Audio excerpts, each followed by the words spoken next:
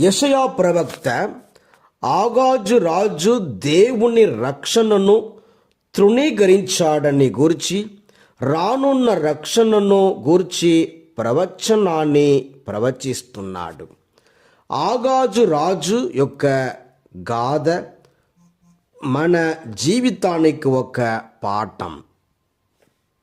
మానవ శక్తిలో నమ్మకాన్ని ఉంచి దేవుని శక్తిని నమ్మనిచ్చో దేవునిచ్చే రక్షింపబడలేము. అదేవిధంగా యేసు రాకడ ఎలాంటి ప్రభావం చూపదు. మరి ఆగాజు రాజు యొక్క తప్పేమిటి? క్రీస్తు జన్మించటానికి 735 సంవత్సరాల క్రితం యూదా రాజుగా ఎన్నుకోబడ్డాడు. అతడు ఒక దుష్ట రాజు, విగ్రహారాధకుడు. చివరకు విగ్రహ ఆరాధన తన సొంత కుమారుణ్ణి నరబలిగా అర్పింప చూచాడు.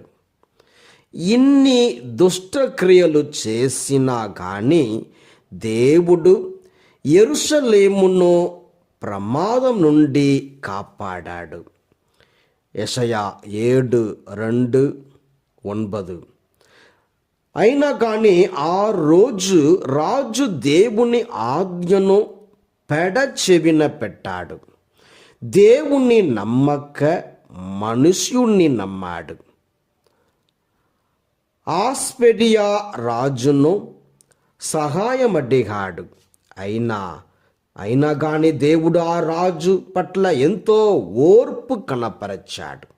ఎంతో సహనముతో దేవుడు యెషయాను ఆగాజు దగ్గరకు 2వ మారు పంపి దేవుని సహాయాన్ని నిదర్శనగా ఒక గుర్తును కోరుకోమన్నాడు. కానీ ఆగాజు దేవుని పరీక్షకు గురి చేయనని పలుకుతున్నాడు. ద్వితీయోపదేశకాండం 6:16.